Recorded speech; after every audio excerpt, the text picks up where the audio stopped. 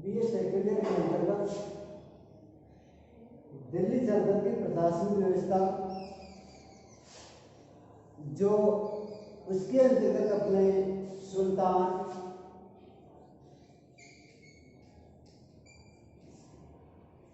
और मंत्री परिषद कर लिया था।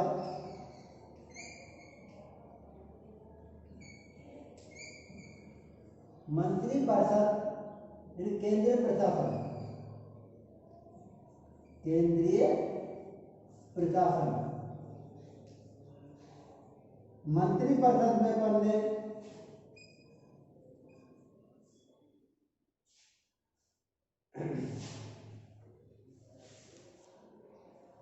दीवान ए विजारत,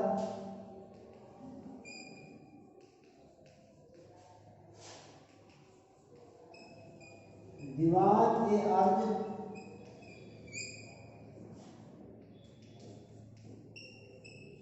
दीवान ए इंशा,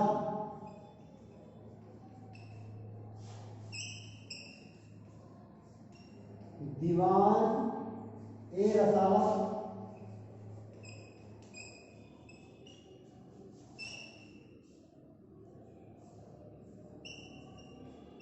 दीवान ए बरी। यहां तक अपन ने पढ़ लिया था। इसके बाद में आती है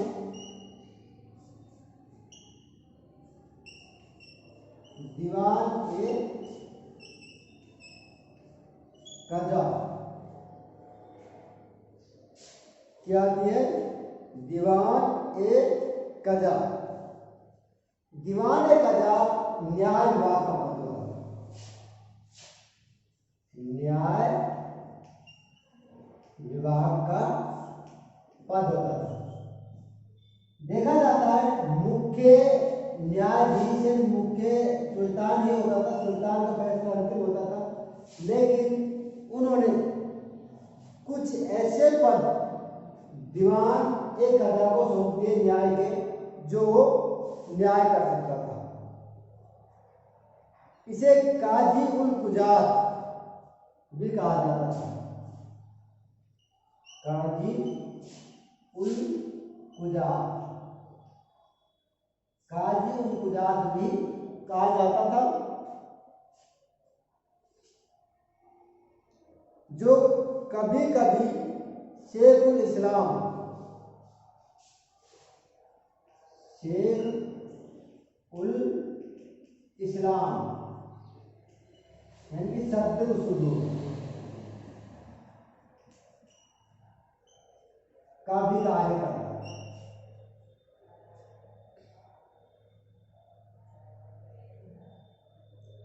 काजी मुमालिक न्याय विभाग के अधिकारियों को नियुक्ति एवं न्यायाधीश के संचालन के लिए भी उत्तरदायी होता था। इसके अधीन नायब काजी, इसके अधीन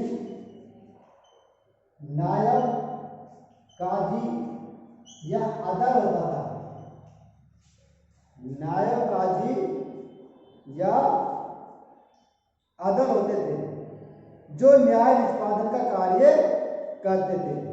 नियमों की व्याख्या तथा गूढ़ विषयों पर मत देने के लिए मुक्ति होती थी। मुक्ति नियमों की व्याख्या और गूढ़ विषयों पर विचार करने के लिए मुक्ति होते थे। इसके बाद में आता है सद्र उस्सुदूर।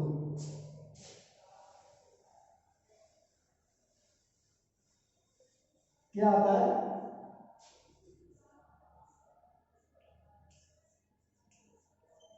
सद्र उस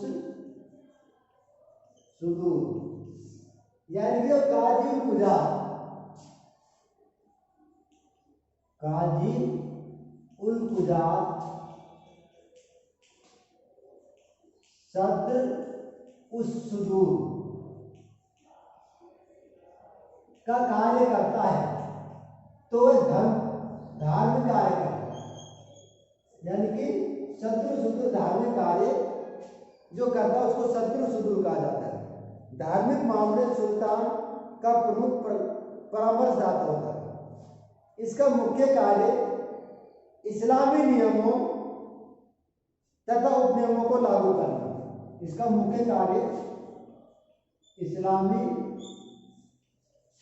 नियमों और उपनियमों को लागू करना था। नियमों और उपनियमों को लागू करना था। मुस्लिम उलेमा, विद्वान एवं धार्मिक पुरुषों के जीवन निर्वाह भत्ता भी मंजूर करना उसका ही दायित्व था। यानी उलेमाओं, काजी, विद्वानों, धार्मिक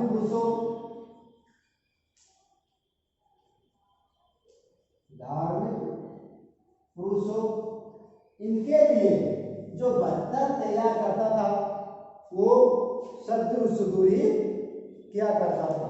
यानी कि शत्रु सुदूर का ही कार्य होता था, भत्ता और नियमों को लागू करने वाला। इसके बाद में आता है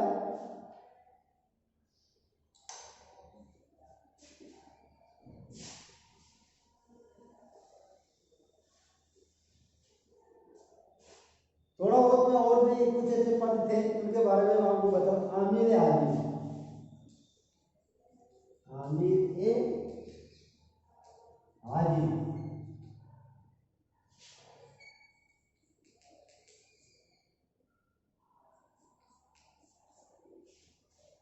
आमिर हाजिर दरबार में शिष्टाचारों के नियमों को लागू करने वाला जो अधिकारी होता था उसे आमिर हाजिर कहा जाता था। यह इस पदाधिकारी को बारभक्त भी कहा जाता था।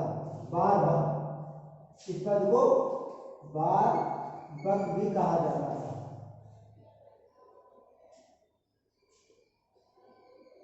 इसकी अनुमति के बिना न तो कोई सुल्तान तक पहुंच सकता था और न ही इसकी अनुमति के बिना कोई भी व्यक्ति न तो सुल्तान तक पहुंच सकता था और न ही पत्र व्यवहार या प्रार्थना पत्र प्रस्तुत कर सकता था।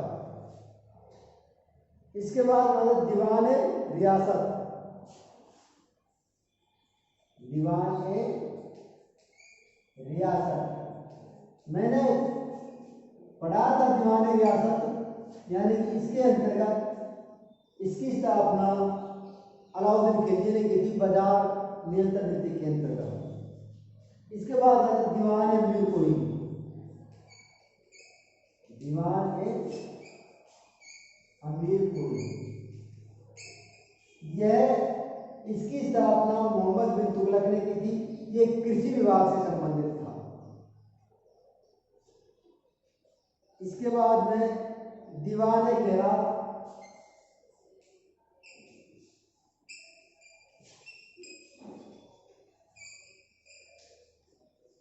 इसकी स्थापना फिरोज तुगलक ने की थी। यह दान विभाग था।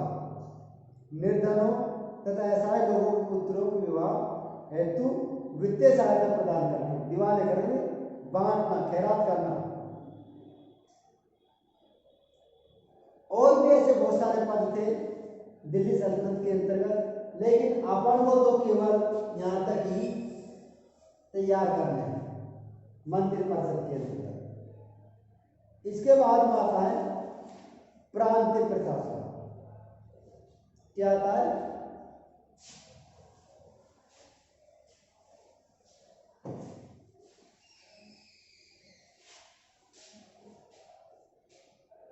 प्रांतीय प्रशासन।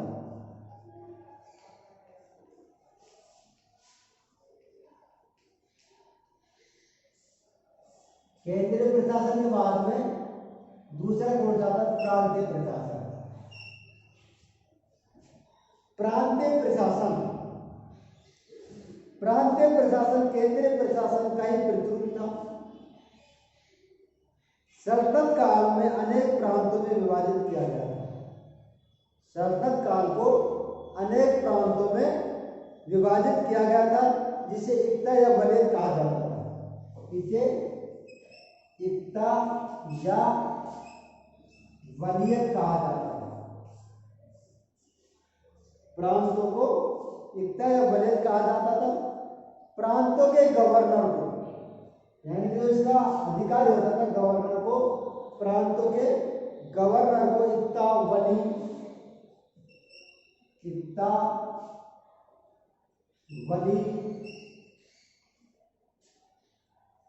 नायब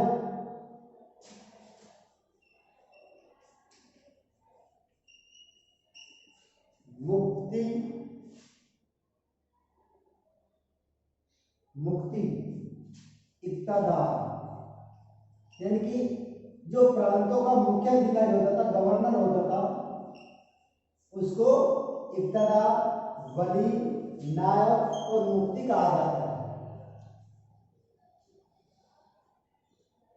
इक्तादार अथवा वली कार्यपालिका, न्यायपालिका और सैन्य संगठन, कार्यपालिका, न्यायपालिका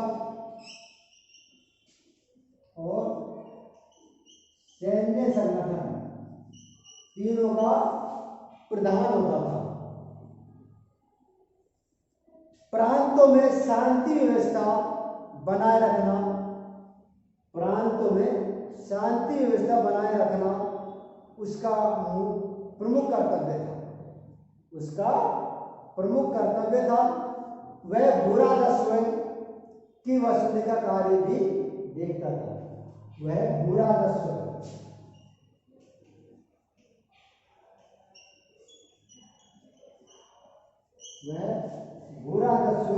वसूली का कार्य भी देखता था।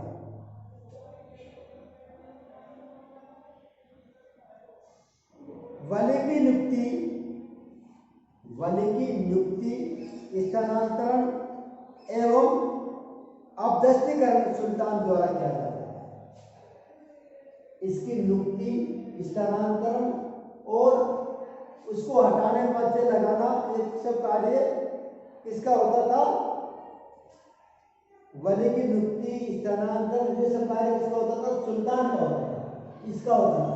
इसको पद से हटाना और लगाना और बदलना है, दूसरी जगह स्थानांतरण करना, ये सब कार्य किसका होता था?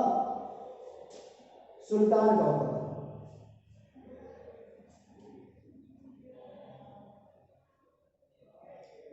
प्रांतों में वित्तीय विभाग की देखरेख के लिए साहिब दीवान अथवा ख्वाजा नामक अधिकारी होते हैं।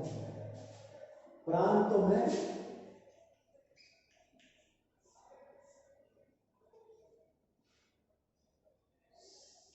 शाही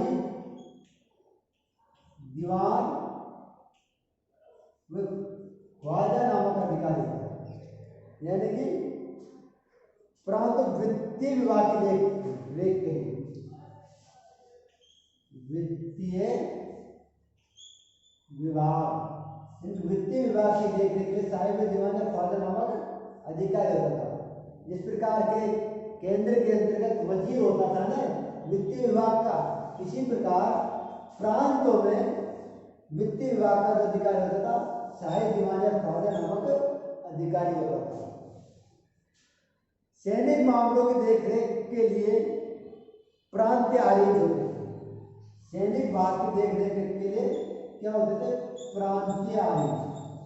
जिस प्रकार केंद्र में दिवालिया होता था ना, इसी प्रकार प्रांत में प्रांतीय आरिज होता था, प्रांतीय आरिज के नाम से जाना जाता था। प्रांतों में राजस्व वसूल का कार्य नाजिर या वकूफ नामक अधिकारी करते थे। प्रांतों में राजस्व वसूली का कार्य, राजस्व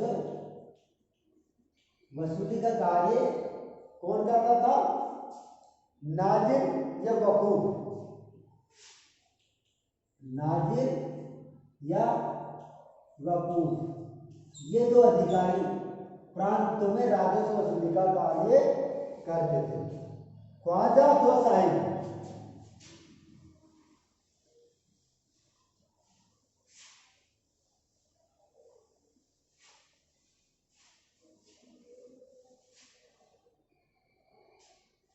ख्वाजा तो साहिब दीवान की नियुक्ति सुल्तान द्वारा वजीर के परामर्श के द्वारा की जाती थी। ख्वाजा की सहायता के लिए मुत्सर और कारकुन होते थे। मुत्सरिफ और कारकुन होते थे। ये ख्वाजा की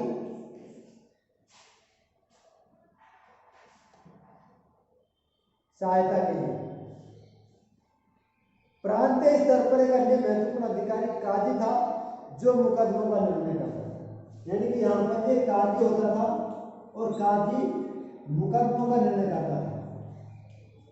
मुकदमों का निर्णय कौन करता था? काजी करता था।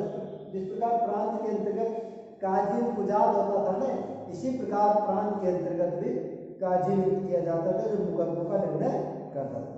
सामान्य रूप से फौजदारी मुकदमे वली द्वारा, फौजदारी मुकदमे वली द्वारा किया जाता था और दीवानी मुकदमे काजी द्वारा देखे जाते। दीवानी मुकदमे काजी द्वारा देखे जाते हैं। यानी फौजदारी मुकदमे किसके द्वारा देखे जाते थे? वली के द्वारा। और दीवानी मुकदमे किसके द्वारा देखा जाते थे? काजी के द्वारा। ये कहाँ पर देखे जाते थे? प्रांत के अंतर्गत। लेकिन वहां पर हम देखते हैं कि केंद्र के अंतर्गत इनके लिए अलग अलग विभागों की नियुक्ति की गई थी। अब आता है प्रांतों के बाद में जिला या सिख प्रशासन। तीसरा है जिला या सिख प्रशासन।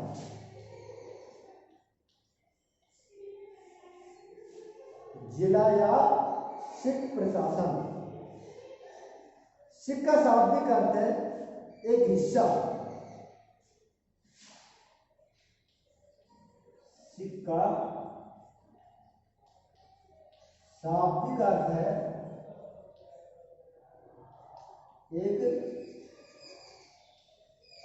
हिस्सा। सिख का शाब्दिक अर्थ है एक हिस्सा। प्रशासनिक सुविधाओं के लिए विलायत अथवा प्रांतों को जिले अथवा सिख में विभाजित किया गया था। यानी कि अब प्रांतों को किसमें बांट देगा? जिलों में बांट देगा, यानी कि सिक्कों में बांट देगा। इस प्रकार अपने होते हैं, यानी कि पहले होता है देश, उसके बाद में होता है राज्य प्रशासन, उसके बाद में जिले होते। इसी प्रकार दिल्ली सल्तनत के अंतर्गत भी यानी कि प्रांतों को जिलों में विभक्त किया गया था।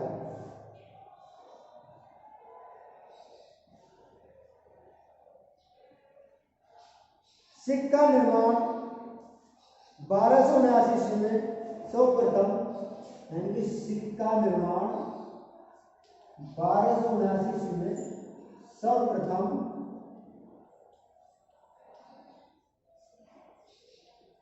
बलबन ने किया। यानी कि सिख का सबसे पहले निर्माण 1279 ईस्वी में दिल्ली सल्तनत के अंतर्गत बलबन ने किया था। उसने सहमाना तथा सुमन प्रांत को सिखों में विभाजित किया। उसने सहमाना और सुमन प्रांतों को जिलों में विभाजित किया। उनमें सबसे पहले सहमाना सुमन प्रांतों को किसमें बांट दिया गया था? जिलों में। सुनाम प्रांत को जिलों में बांट दिया गया था।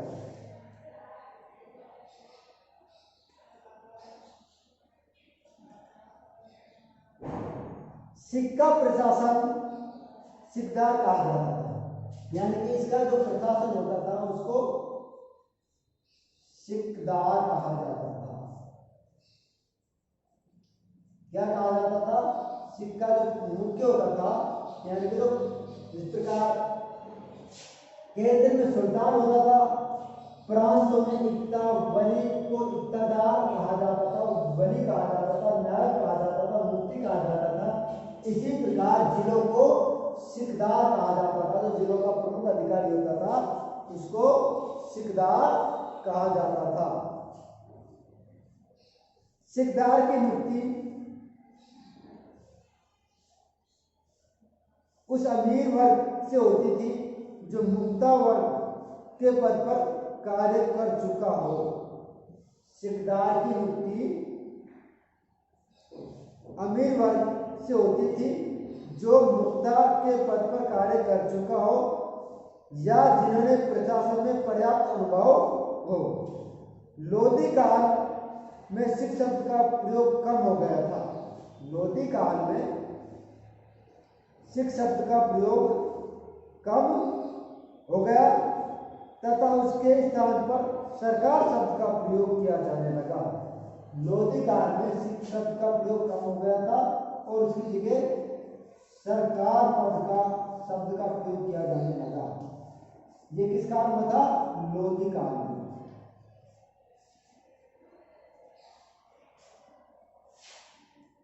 सिकदार के अधीन एक सैन्य दल होता था जिसकी सहायता से वे विद्रोहियों का दमन करता था और राजस्व की वसूली के अधिकार की सहायता करता था। ये सब कार्य किसके अंतर्गत होते थे? जिलों के अंतर्गत होते हैं। जिलों का जो मुख्य अधिकारी होता था वो सिकदार कहला जाता था और लोधी काल के अंतर्गत उसको सरकार कहा जाता था। इसके बाद में आता है परगना। क्या आता है? परगना।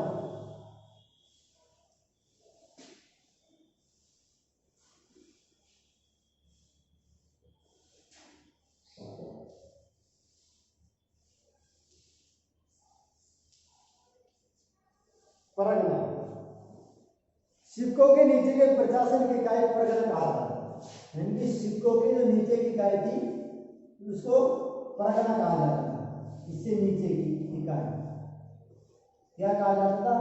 परगना कहा जाता था। सिक्कों से नीचे की जो इकाई थी उसको परगना कहा जाता था, जिसमें कुछ गांव सम्मिलित होते थे। परगना का मुख्य अधिकारी होता था, इसका मुख्य अधिकारी जो होता था वो आमिर होता था। कौन होता था? आमिर होता था।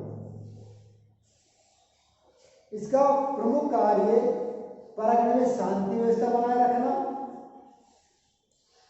प्रत्येक परगने में आमिर, सरंग, मुशरिफ, गुमास्ते नामक अधिकारी होते हैं। आमिर, सरंग,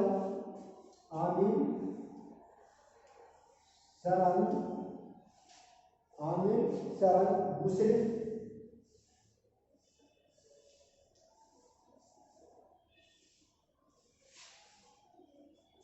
गुमास्ते नामक अधिकारी होते थे। इनके अतिरिक्त राजस्व की लेखा रखने के लिए कारकुन भी होते थे। राजस्व का लेखा रखने के लिए कारकुन होते थे, यानी कि लिपिक। कारकुन एक लिपिक होता था।